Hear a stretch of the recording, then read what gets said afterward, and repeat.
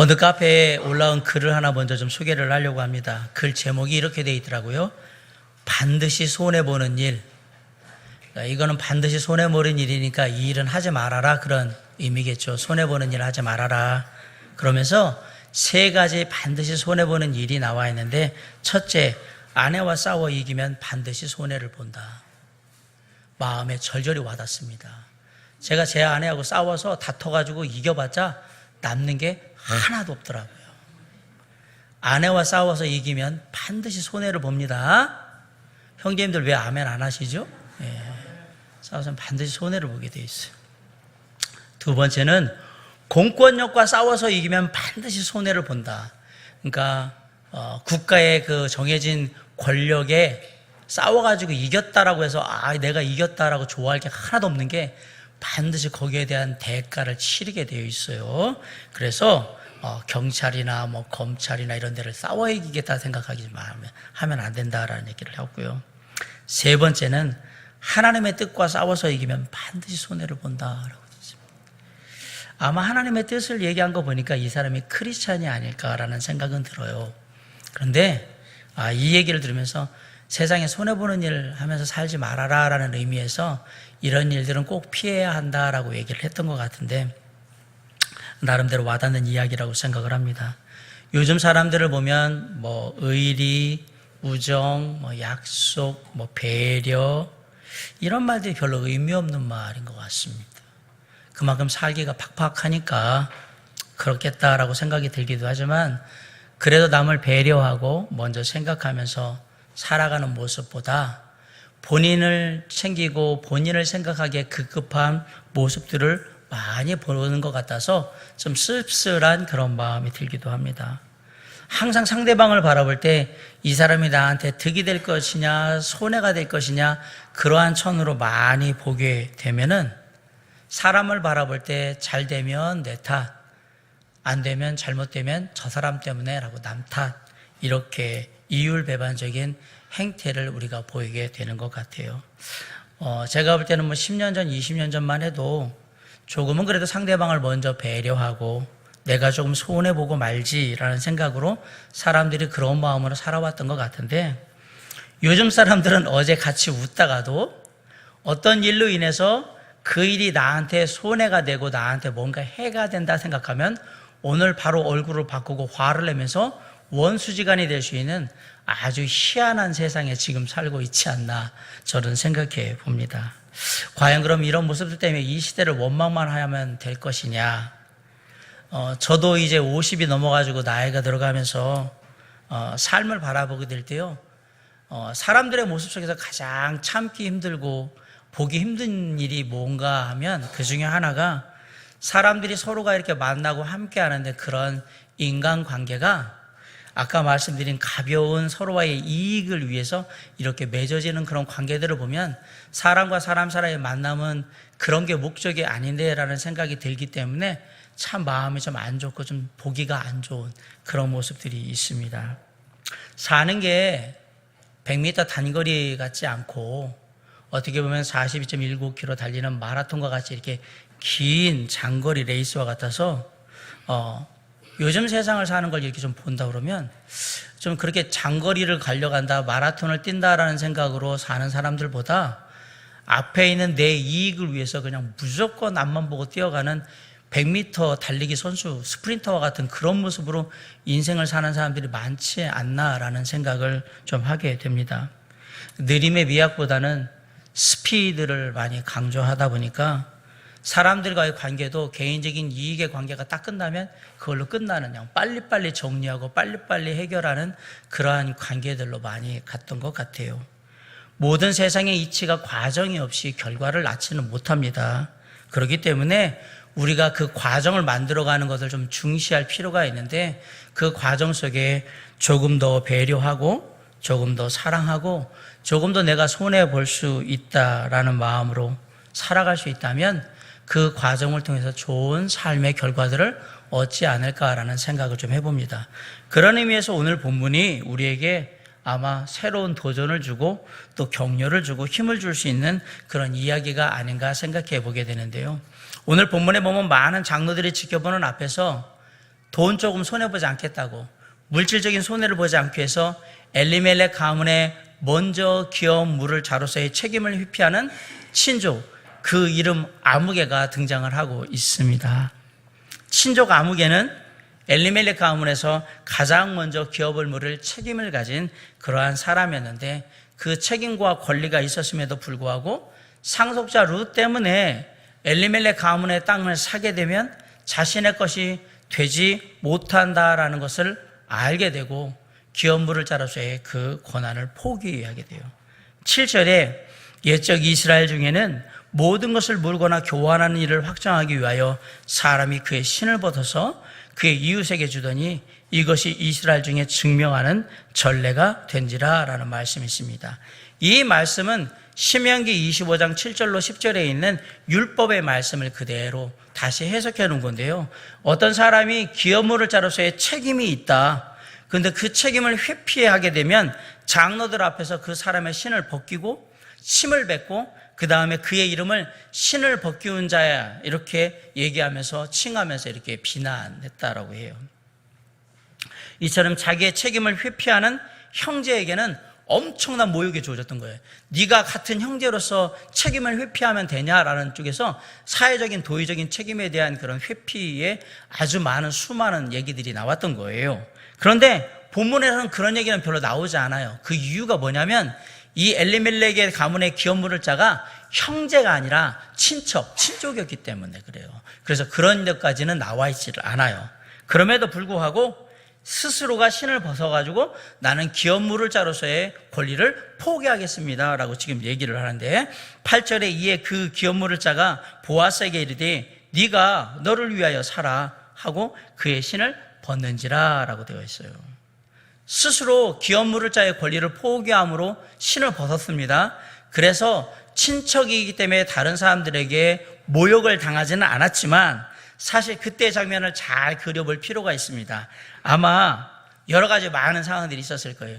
기업 물을 자로서의 경제적인 능력이 충분했어요.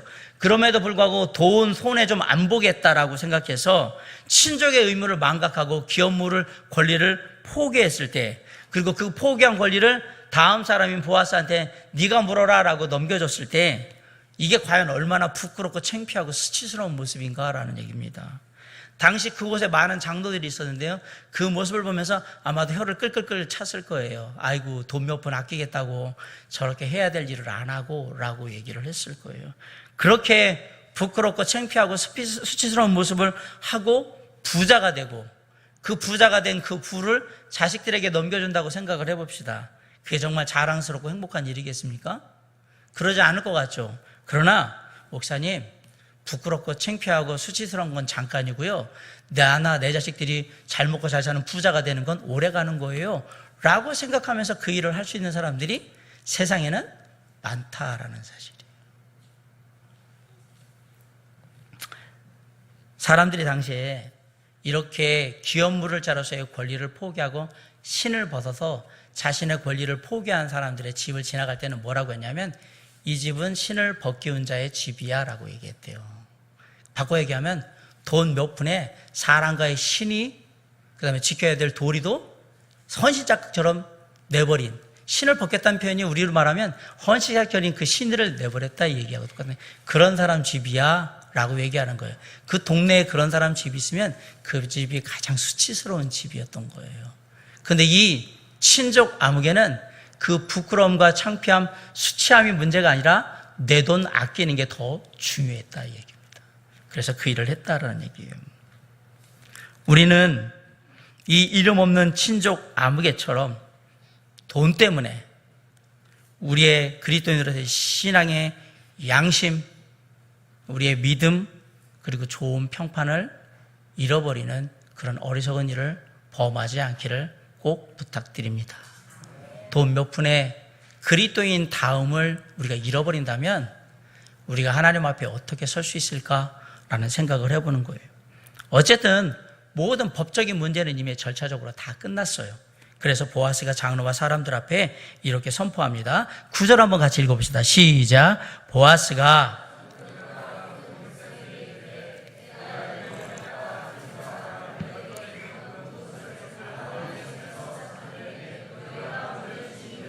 10절.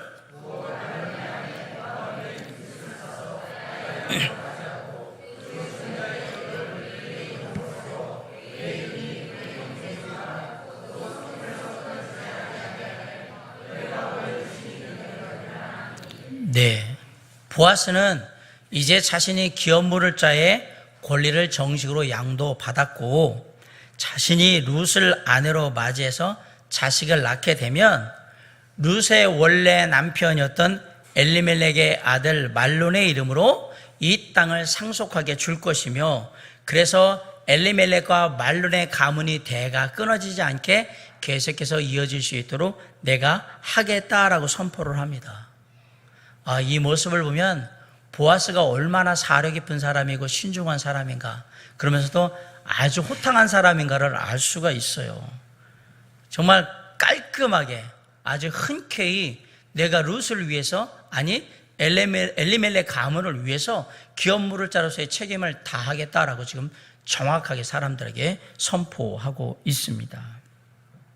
그런데 사실 이런 보아스의 행동은요, 물질적으로 금전적으로는 아주 손해가 큰 행동이에요.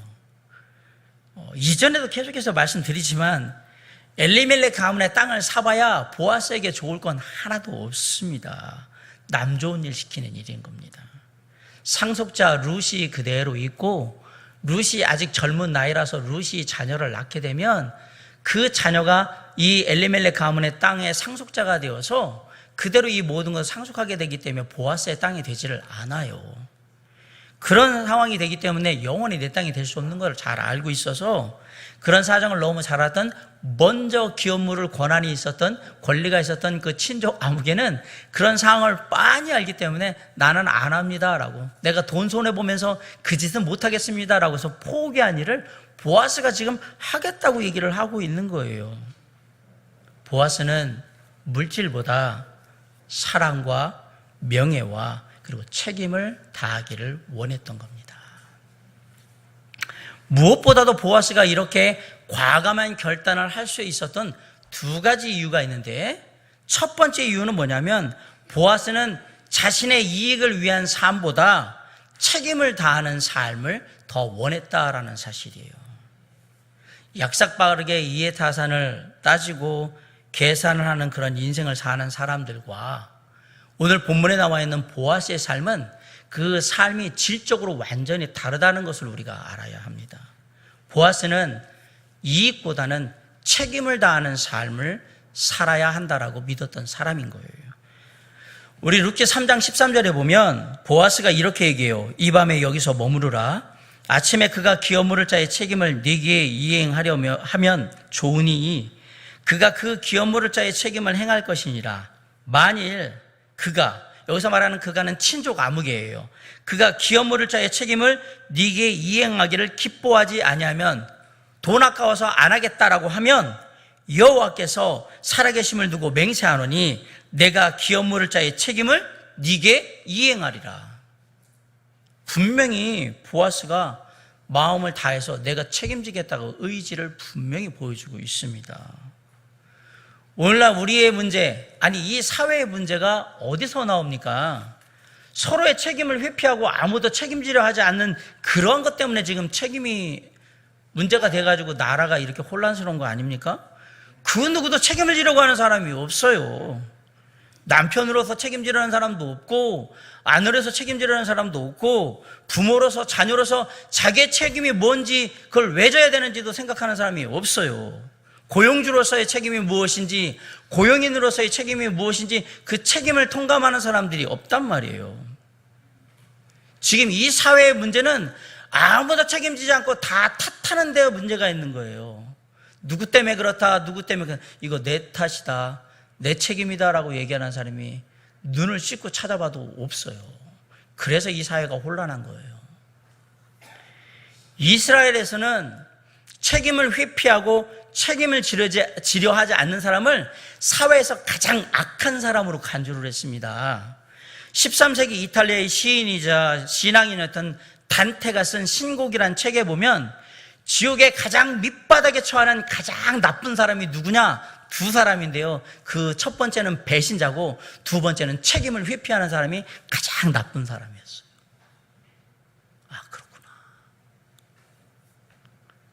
근데 안타깝게도 이 책임을 지려 하지 않는 사람, 책임을 회피하려 하지 않는 사람들이 교회 안에도 많이 볼 수 있습니다.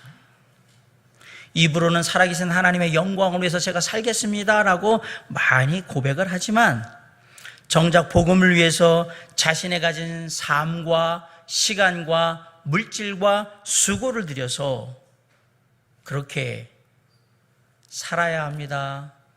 책임을 감당해야 합니다라고 얘기를 하면 정작 그 얘기를 듣는 순간 그렇게 인색하고 그렇게 핑계가 많고 그렇게 힘들다고 하면서 책임을 회피를 하려고 하는 교인들이 얼마나 많은지 모릅니다.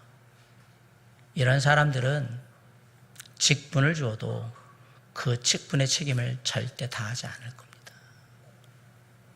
예전에 다른 교회에서 어느 집사님하고 제가 이런 대화를 나눈 적이 있습니다. 만일 어떤 한 사람을 만나서 그 사람과 만나서 식사도 대접하고 차도 사주고 이렇게 그냥 뭐 한 달, 두 달, 세 달 시간들을 보내면서 때로는 선물도 하면서 그 사람과 가까워진 다음에 그들에게 복음을 전하기 위해서 시간을 갖거나 혹은 그 사람을 교회로 인도해서 그 사람이 하나님의 말씀에 구원의 은혜의 복음을 듣고 진짜로 구원받는데 다 생각해 보니까 돈이 한 50만 원 들었다. 집사님은 얼마나 이 일에 헌신하실 수 있겠습니까? 라고 제가 물어봤어요. 그랬더니 50만 원 들여서 정말 한 영혼이 구원받을 수 있으면 50만 원의 문제예요. 500 아니라 5천만 원을 들여서 영혼들을 구원해야죠. 라고 저게 딱 대답을 하더라고요. 그러면 집사님 500만 원만 좀 헌금을 해주시면 좋겠습니다. 정말 책임감 있게 이 영혼을 구원하는 일을 할 사람들이 있는데 그들이 많은 영혼들을 하려고 그러면 많은 물질이 필요할 거 아니에요. 그 사람들한테 그렇게 해드릴 테니까 500만 원만 그럼 헌금을 해주세요. 제가 진짜 진지하게 해드렸어요. 그리고 여유가 되시면 더 해주셔도 좋아요. 이 일 진짜 하고 싶은 사람 더 있거든요. 그래서 집사님이 가만히 계시다가 저한테 목사님 제 마음이 그렇다는 거지. 저도 여유가 없어요.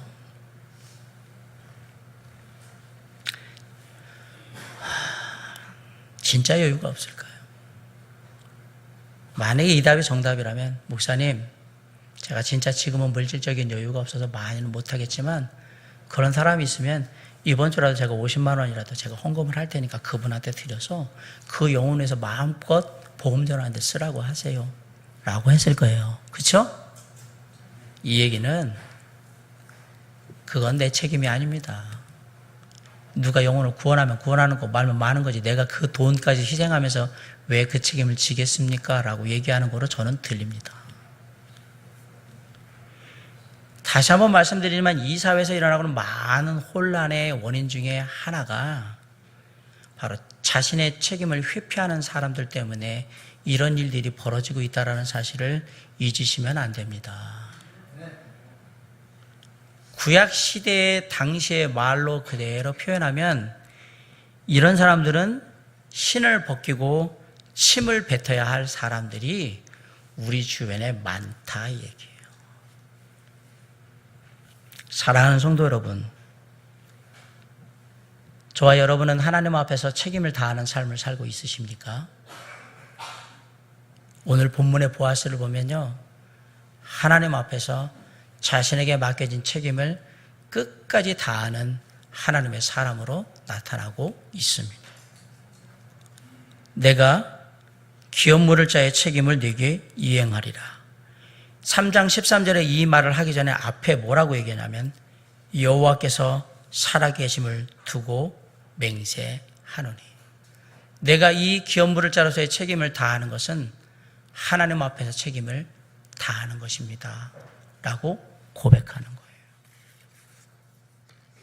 보아스는 엘리멜렉 가문의 기업 물을 자로서의 자신의 책임을 일깨워주고 다하라고 말씀하신 하나님 앞에서 제가 하나님이 말씀하신 책임을 다 하겠습니다 라고 맹세하고 있는 거예요. 그 맹세를 이루려면 금전적인 소모가 어마어마해요. 그럼에도 불구하고 그 물질적인 손해를 다 감내하고 내가 그 책임을 다하겠습니다 라고 얘기하는 거예요. 자, 이런 보아스가 메시아 예수 그리스도의 계보에 들어갈 만한 자격이 충분하다고 생각하지 않습니까? 그렇죠? 저는 자격이 충분하다고 생각을 해요. 보아스는 하나님 앞에서 자신에게 맡겨진 책임을 다하는 사람이었기 때문에 하나님께서 그를 축복하셨다는 얘기입니다. 다음으로 보아스가 이런 과감한 결단을 할 수 있었던 두 번째 이유는 뭐냐면, 내가 가진 것이 다 내 것이라는 생각이 아니라 내가 가진 모든 것은 다 하나님의 것이라는 청지기 의식을 가졌기 때문에 이런 과감한 결단을 할 수 있었다라는 사실입니다. 하나님 앞에서 기업을 물은다는 것은 중요한 의미를 가지고 있습니다. 그 당시 관습 속에서 기업을 물은다라는 말은 모든 것은 다 하나님의 것입니다. 나는 잠시 하나님의 것을 소유하고 있는 것인데 내가 소유하고 있는 것을 통해서 하나님의 뜻을 이루고자 합니다. 이 말이 기업을 물은다라는 얘기예요. 하나님이 형제자매를 사랑하라고 했고 그들을 가난하고 어려운 자들을 돌보라고 했는데 그 율법의 말씀을 내가 가진 것을 통해서 이루고자 합니다. 이게 기업을 물은다라는 얘기거든요. 시편 24편 1절에 보면 땅과 거기에 충만한 것과 세계와 그 가운데 사는 자들은 다 누구의 것이로다? 여호와의 것이로다. 하나님의 것이라고 분명히 얘기했어요. 세상의 모든 것은 다 누구의 것이라고요? 하나님의 것이에요. 그러니까 하나님의 것을 하나님께 돌려주는 게 별로 문제가 안 되는 거예요. 그 땅 갖다 원주인한테 돌려준다. 그 원주인이 누구냐? 원래 하나님 거니까 그냥 하나님 뜻대로 하도록 하는 거예요. 그래서 성경에서는 땅을 마음대로 사고 팔지 못하도록 했던 거예요. 원래 땅의 주인이 누구라고요? 하나님이니까. 하나님 걸 네가 네 마음대로 막 사고 팔고 이렇게 하는 게 아니야 라고 했던 거예요. 하나님이 주신 자에게 그대로 줘라 라고 얘기를 했던 거예요. 그래서 어려운 경제 상황으로 어떤 사람이 자기가 가지고 있던 땅을 팔게 되면 10년이 되는 50년이 되면 원래 땅을 팔았던 사람이 살아있으면 그 사람이 죽었으면 그 가문한테 다시 땅을 돌려줬던 거예요. 왜? 원래 이 땅은 하나님께서 너희한테 준 거기 때문에 너희가 원래 주인이야. 그러니까 가져가라고 해서 줬던 거예요. 왜 이런 희년제도를 만들었느냐? 희년제도의 의미는 간단해요. 모든 것은 다 하나님의 것이며 모든 것은 다 하나님의 것으로 다 원래의 모습대로 목적대로 회복되어야 될 필요가 있다. 이게 희년제도였던 거예요.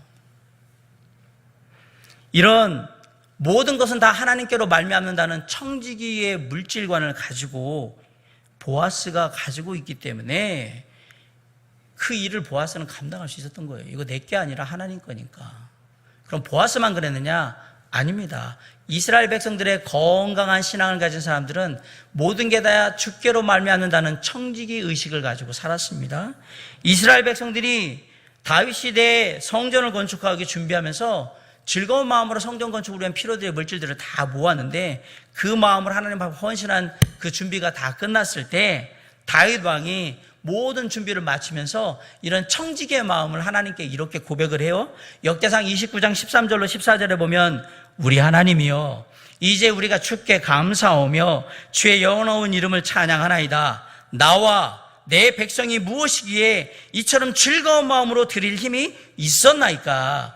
모든 것이 주께로 말미암았사오니 우리가 주의 손에서 받은 것으로 주께 드렸을 뿐이니이다. 주님 거 주님에게 드리니까 너무너무 기쁘네요. 이렇게 얘기하면서 우리가 기쁘게 준비했습니다 라고 얘기를 하는 거예요. 보아스도 마찬가지예요. 하나님의 것을 저에게 맡기셨고 하나님이 요구하시면 제가 잠시 맡고 있던 하나님의 것 다 드려서 저의 마음과 수고와 희생과 사랑을 다 드려서 하나님이 원하시는 뜻을 이루기를 원합니다. 제가 가진 것은 제 것이 아니라 주님의 것이기 때문에 그렇습니다 라는 분명한 청지기 의식으로 지금 기업을 물고 있다라는 사실입니다. 이런 보아스의 정말로 믿음에 의한 헌신적인 고백을 장로들과 백성들이 들었어요. 그러면서 생각하는 거예요. 이 사람은 형제도 아닌데 가까운 친척인데 그런데 기업 물을 자로서의 그 많은 희생을 감내하고 다 떠맡으려고 하는구나. 거기에 사람들이 감동한 거예요. 그래서 그 감동받은 사람들이 보아스와 룻을 통해서 이루어질 새로운 가정의 축복을 합니다. 뭐라고 축복을 하느냐? 11절 한번 읽어봅시다. 자, 시작. 성문에 있는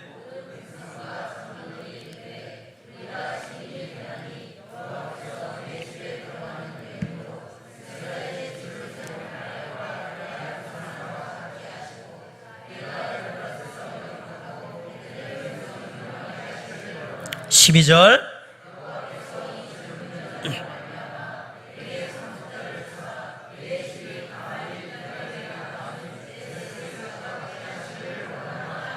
아멘. 사람들이 뭐라 하냐면 룻이 라헬과 레아와 같이 되기를 축복합니다 라고 했어요. 아시다시피 라헬과 레아는 야곱의 아내들입니다. 이스라엘의 조상들의 어머니예요. 이방 모함 여자에게 뭐라고 얘기했어요? 당신이 이스라엘의 조상들의 어머니가 되길 원합니다. 와, 이거는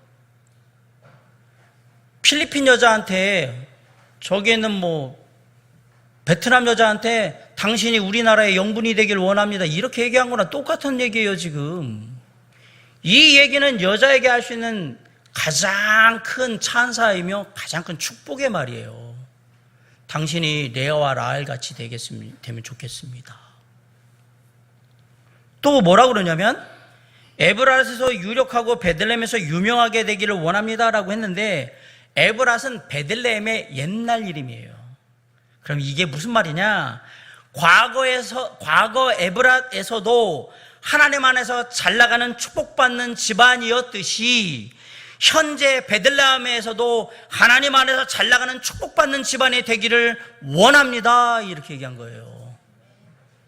야, 참 또 옛날에도 잘 나가셨는데 지금도 하나님 안에서 그냥 승승장구하시고 잘 나가시길 바래요, 이렇게 얘기한 거예요. 보아스의 집안에 대해서 축복한 거예요. 또 뭐라고 얘기했냐면 12절에 다말이 유다에게 낳아준 베레스의 집과 같게 하시기를 원하노라 그랬어요. 이 말은 보아스에게 아주 축복된 말이에요. 보아스는 지금 싱글이죠. 자녀가 없어요. 근데 뭐라냐면 룻하고 가문을 이어서 가문의 놀라운 자녀들이, 놀라운 후손들이 될 수 있기를 바란다라는 얘기예요. 자, 다말이 유다에게 낳아준 베레스는 잘하지만 여러분, 다말은 유다의 며느리였습니다. 유다 가문이 끊어지게 될 때 며느리 다말이 유다에게 들어가서 베레스를 낳아서 유다 가문을 지켰어요. 그게 계대 결혼이라는 그런 거예요. 그 가문을 지키기 위한 방법이었단 말이에요.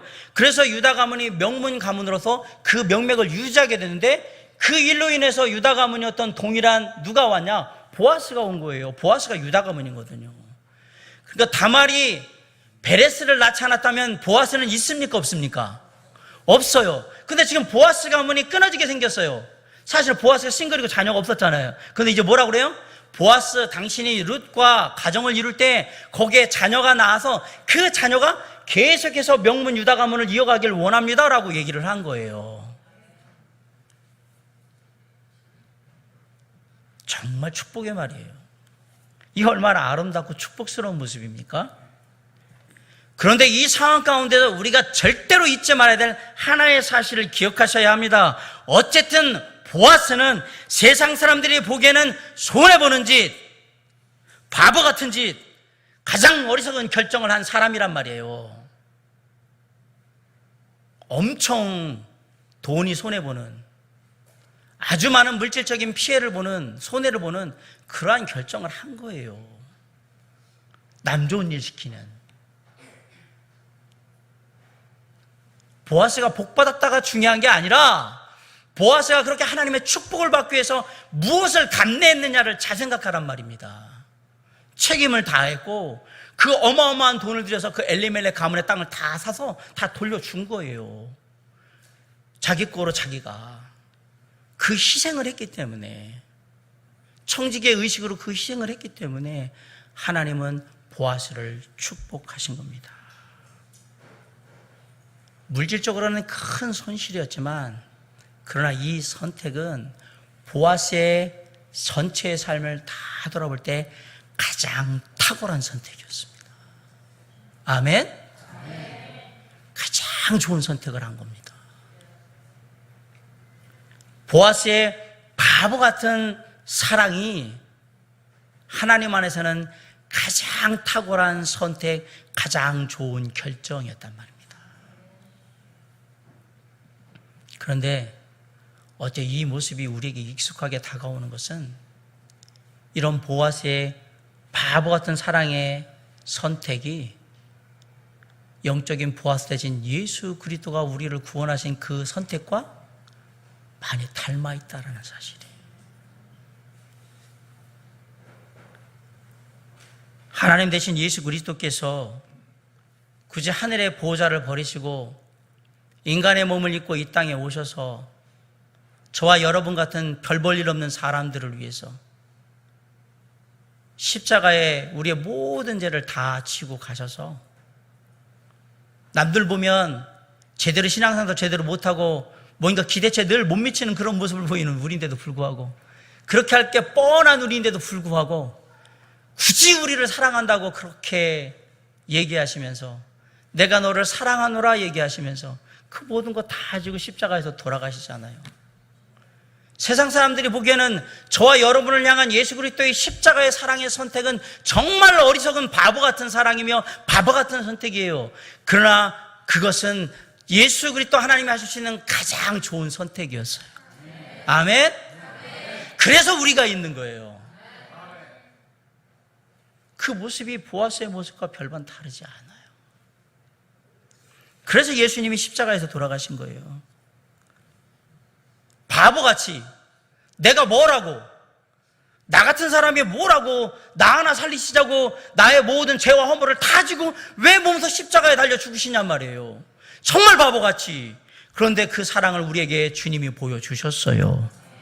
그는 실로 우리의 질고를 지고 우리의 슬픔을 당하였거늘 우리는 생각하기를 그는 징벌을 받아 하나님께 맞으며 고난을 당한다 하였노라. 예수 믿기 전에 우리는 세상 사람들과 똑같이 생각했어요. 예수님이 죄가 있으니까 십자가에 달리셨겠지. 그러나 우리가 예수 그리스도를 믿고 구원받은 다음에는 이렇게 고백합니다. 그가 찔림은 우리의 허물 때문이요 그가 상함은 우리의 죄악 때문이라. 그가 징계를 받음으로 우리는 평화를 누리고 그가 채찍을 맞음으로 우리는 나음을 받았도다.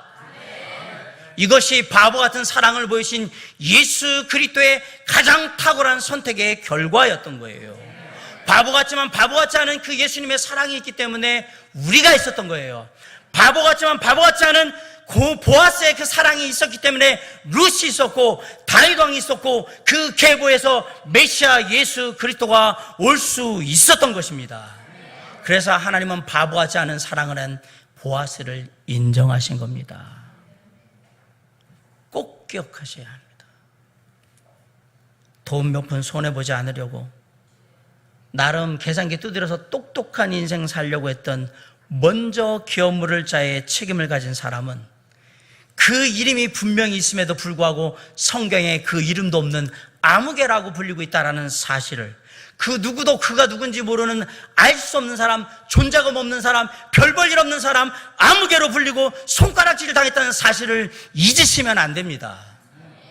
반면에 하나님의 뜻을 따라서 기꺼이 자신의 삶을 희생하고 순종하고 말씀을 따름으로 말미암아 세상 사람들이 보기에는 늘 희생만 하고 수고만 하고 바보같이 아무것도 없는 것이 없는 손해보는 바보 같은 인생을 살았던 보아스는 지금도 그 이름을 우리가 기억하고 있고 존경하고 있다는 사실을 잊으시면 안 됩니다.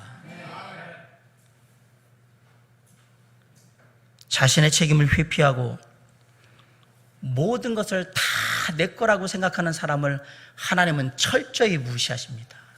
쳐다보지도 않습니다.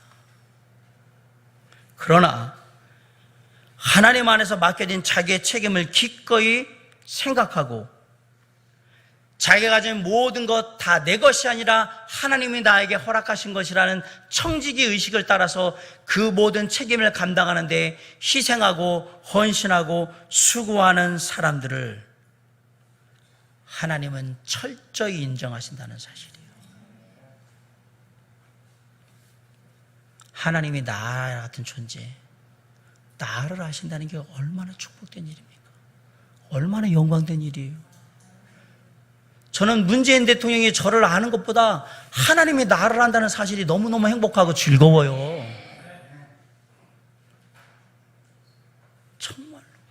예수 그리스도 하나님이 박창신이라는 사람을 알고 있고, 내가 박창신 너를 위해서 십자가에 달려 죽음으로 나의 사랑을 너에게 보였다, 내가 너를 사랑한다, 내가 너를 아노라는 그 주님의 말씀이 나는 너무나도 행복하고 축복스러웠단 말이에요. 얼마나 좋아요.